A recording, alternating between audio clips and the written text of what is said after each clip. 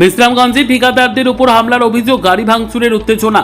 Bishramganj RDO office চত্বরে দুই ঠিকাদারের উপর হামলায় ও গাড়ি ভাঙচুরের ঘটনাকে কেন্দ্র করে সোমবার বিকেলে তীব্র উত্তেজনার সৃষ্টি হয়। পরিস্থিতি নিয়ন্ত্রণে রাখতে ঘটনাস্থলে মোতায়েন করা হয় বিপুল সংখ্যক পুলিশ ও আধা সামরিক বাহিনীর জওয়ান। প্রাথমিকভাবে জানা গেছে, প্রদেশ বিজেপির সাধারণ সম্পাদক নবদল বণিকের ঘনিষ্ঠ বলে পরিচিত দুই ঠিকাদার প্লাবন সাহা ও সাগর নাগের ওপর একদল যুবক হামলা চালায় বলে অভিযোগ উঠেছে। ঘটনায় তাদের মারধর করা হয় এবং তাদের ব্যবহৃত দুটি গাড়ি ভাঙচুর করা হয়েছে বলেও অভিযোগ। এই ঘটনাকে কেন্দ্র করে এলাকায় উত্তেজনা ছড়িয়ে পড়ে। পরিস্থিতি সামাল দিতে পুলিশ ও নিরাপত্তা বাহিনী দ্রুত ঘটনাস্থলে পৌঁছে যায়। ঘটনায় টিএসআর এর এক জওয়ান পূর্ণজয় রিয়াং আহত হয়েছেন বলে জানা গেছে।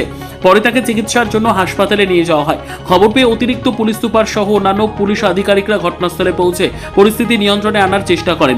ঘটনার প্রকৃত কারণ ও কারা এই হামলার সঙ্গে জড়িত তা খতিয়ে দেখতে তদন্ত শুরু করেছে পুলিশ। উল্লেখ্য, হামলার ঘটনায় নির্দিষ্ট একটি রাজনৈতিক দলের কর্মীদের বিরুদ্ধে অভিযোগ উঠলেও পুলিশের পক্ষ থেকে এই বিষয়ে আনুষ্ঠানিকভাবে এখনো কোনো মন্তব্য করা হয়নি। তদন্তের পরই ঘটনার প্রকৃত তথ্য স্পষ্ট হবে। এখন কে এসেছে? 5:05 একজন টিএসআর পূর্বজয় রিয়াং নামে আমাদের ইমার্জেন্সিতে এসছে। ওনার হাতে, বাম হাতে চোট পেয়েছে, তো ওনাকে ট্রিটমেন্ট করে আমরা ছেড়ে দিয়েছি। উনি এমনিতে এক্সরে অ্যাডভাইস করে ছেড়ে দিয়েছি। ম্যাডাম, কোথা থেকে এসেছে তারা? এসপি অফিসের সামনে কিছু একটা ঘটনা ঘটেছে, আমি ওইটুকুই জানি।